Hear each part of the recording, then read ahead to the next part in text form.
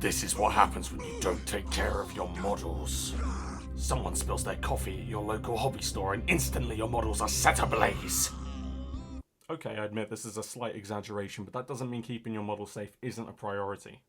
The amount of times I've had antennas, swords, Crozius, Arcanums, whatever, snap off of my models is probably in the triple digits at this point because I've only recently started properly organising and storing my models. Reasons for which include just how expensive they are and also the general quality of what you actually get half the time. If only there was some easy, effective, and most importantly, cheap way of storing your models. Well, you are in luck, my friends, because I present you cheap plastic Tupperware with a ferrous strip in the bottom and some magnets on your models. You'll be able to store, secure, and view your models without breaking the bank. And I'm going to show you how. So let's do it.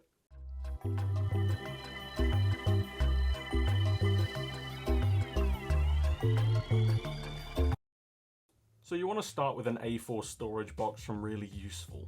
These are about £5 depending on the litres. In this case I've gone for one of the 9-litre ones because it's intended for taller models. This is about £9, but you could probably get better bang for your buck at Hobbycraft or something if you're willing to leave your house. I'll leave links to everything in the description. Next you want to take your self-adhesive ferrous sheet and place it in the bottom of the tub.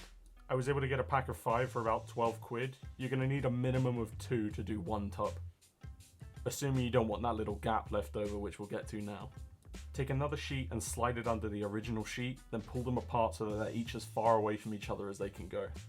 Next, take your hobby knife and score down the length of the sheet using the other sheet on top as a guide. Take your time with this because I fucked it up considerably.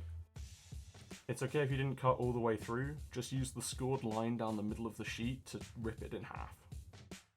Pop that bad boy in for a quick test fit. It doesn't have to fit perfectly as long as it covers the majority of the surface. If that all works, then simply peel off the adhesive on the back and pop it down. Make sure to get it as far into that corner as you can, but no pressure. Doesn't have to be perfect. Then do the same with the little strip we cut to fit. The adhesive was good enough where you could peel it off a couple times if you don't get it lined up quite how you want it. But again, don't sweat it.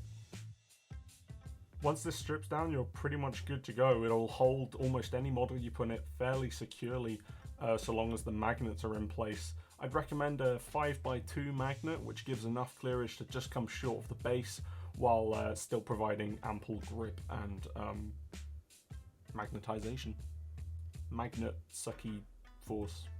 Here's one of the shorter 4-litre trays I've already done. I need to get some more magnets for those 2 squads wiggling around in the bottom left there, but generally you'll notice the rest are completely stationary. Despite the movement trays actually raising them up and reducing the contact between the sheet and the magnets on the bases.